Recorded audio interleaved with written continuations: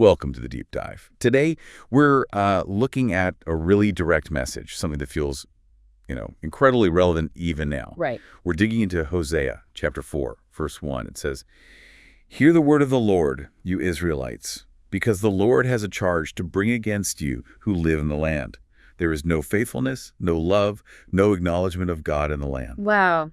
Yeah, that opening, it really hits hard, doesn't it? It does. It's not like a gentle nudge. It's framed as a formal accusation. Imagine someone you really care about just telling you straight up what's gone wrong. Yeah. That's the kind of intensity we're talking about. And it's not just about religious stuff. It's fundamental trust, connection, all breaking down. Exactly. And our source material, it calls this a kind of spiritual alarm clock. I like that. Yeah. Not just to, shock you with bad news, but because there's this underlying desire to pull you back from a dangerous path.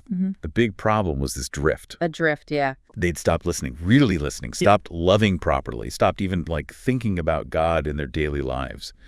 And, well, that had consequences. Big consequences. And that's really what we want to explore, isn't it? Why this ancient diagnosis still feels so sharp for you today if you're someone looking for maybe deeper understanding or direction. What can we take from it? What can we learn? Okay, so lesson one, I think, from this dive is basically what happens when you ignore the manual. Yeah, operating instructions, good way to put it. The verse just spells it out. No faithfulness, no love, no acknowledging God. Yeah.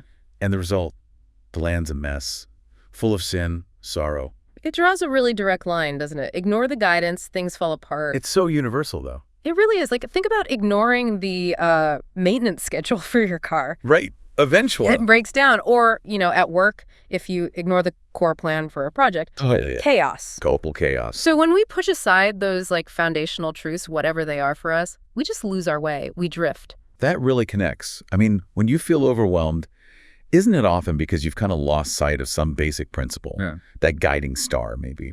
Absolutely. And the source offers some pretty practical ideas here. Things like actually making time each day for real learning. Could be scripture, could be philosophy, anything that grounds you. Yeah, being honest too. Honest with yourself about where you've drifted off course. And maybe even, talking it through with someone. A partner, a friend. Oh, that shared learning point is so important. It's like having a co-pilot, isn't it? Yeah. Someone else who can spot things you miss, help reinforce those principles. It makes it less abstract, more real, lived. Which actually leads us nicely into the second lesson. Let's call it, what you focus on becomes your reality. Or maybe what you worship shapes you. Yeah, because the people back then, they weren't just ignoring God, right? They were filling that space. With other things. Exactly. Idols, pleasure, pride, and it shaped their character, and not for the better. So worship here isn't just like church on Sunday. No. Much broader. Think of it as what truly captures your heart, your attention, your emotional energy. Where do you invest that? Of course. Because that thing, whatever it is, it molds you. If you pour all your energy into, say, fleeting trends or getting likes online, it can leave you feeling kind of empty, hollow. Right, even if it feels good for a minute. Like chasing the newest gadget, then needing the next one almost right away. Exactly that feeling. So the source really pushes us to look hard at our priorities. What's actually taking up the prime real estate in our heads and hearts? And are those things building us up? Or are they leading us down some kind of dead end? And the practical side here is all about being intentional.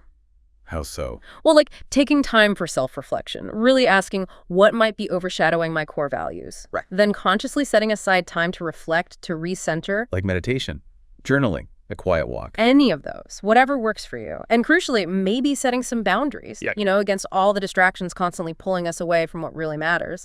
Okay, so recapping. We got these two big ideas. One, ignoring that foundational guidance. Yeah.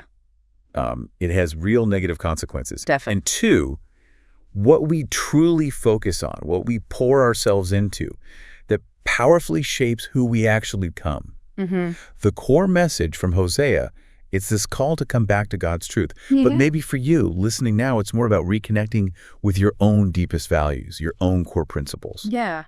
And that brings us to maybe a final thought to leave you with. Okay. Consider this. What might be the spiritual alarm clocks going off in your own life right now? Those little nudges, feelings of unease. Exactly, those persistent feelings, maybe dissatisfaction.